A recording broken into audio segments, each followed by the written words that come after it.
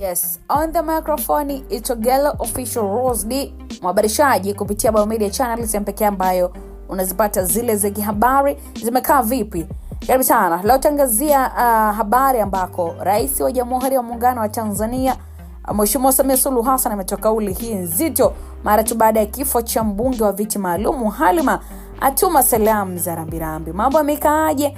Ambatana na mimi mpaka tamati tuangazie taarifa ambako Rais Samia Suluhu Hassan ameweza kutoa salamu za rambirambi kwa kifo cha mwanachama wa Chama cha Mapinduzi Halima Idi Nasoro, lakini pia mbunge huyo wa viti maalum ambako ametoa salamu hizo za rambirambi, lakini pia huzuni kubwa kufuatia kuaga dunia kwa mwanachama huyo mashuhuri kabisa wa Chama cha Mapinduzi, ambako marehemu alifariki dunia tarehe 18 mwezi Januari 2026 akiwa na pokea matibabu katika hospitali ya taifa ya Muhimbili, taasisi ya moyo ya Jakaya Kikwete jijini Dar es Salaam. Na kulingana na taarifa rasmi ambayo ilitolewa na kurugenzi ya mawasiliano ya Rais Ikulu, mazishi ya marehemu yanatarajiwa kufanyika tarehe 18 Januari 2026 katika eneo la Kigamboni, Dar es Salaam. Na Rais Dr. Samia Suluhu Hassan ameeleza kuwa kifo hicho cha ghafla kimeacha pengo kubwa sana katika safu ya uongozi wa Chama cha Mapinduzi, hasa kwa kuwa marehemu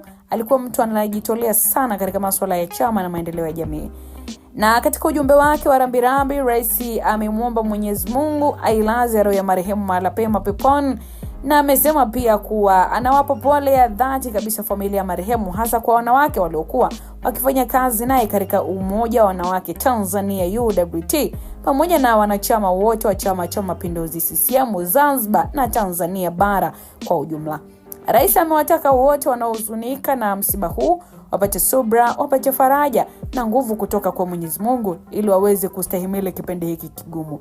Marehemu Halima Idi Nasoro alikuwa mmoja ya viongozi waliokuwa na mchango mkubwa sana katika kuimarisha Chama cha Mapinduzi, hasa katika kuhimili maadili ya chama na kushiriki kikamilifu katika shughuli za kijamii na kisiasa. Kifo chake kimezagaa na kuzua huzuni kubwa sana miongoni mwa wanachama wa Chama cha Mapinduzi, wabunge, viongozi wa serikali na wananchi kwa ujumla. Lakini pia Dr. Samia Suluhu Hassan ametoa pole pia kwa spika wa bunge la Jamhuri ya Muungano wa Tanzania Mheshimiwa Musa Azan Zungu. Lakini pia amesisitiza kuwa serikali na chama cha CCM watasimama pamoja na familia ya marehemu katika kipindi hiki kigumu cha maombolezo. Ameongeza pia kwa marehemu aliacha nyuma kumbukumbu nzuri ya uongozi, kujitolea na upendo wa chama pamoja na nchi. Wanachama wa Chama cha Mapinduzi na wananchi wengi wameanza kutoa maombolezo na kujiandaa kuhudhuria mazishi ya marehemu. Kifo hiki kimekuja wakati nchi inaendelea na mchakato wa maendeleo ya kisiasa na kiuchumi, na viongozi wa chama wameahidi kuendelea na kazi kwa heshima ya kumbukumbu ya marehemu. Ni tamati mtazamaji wetu. Wakati mwema, endelea kutufuatilia kwa update nyinginezo.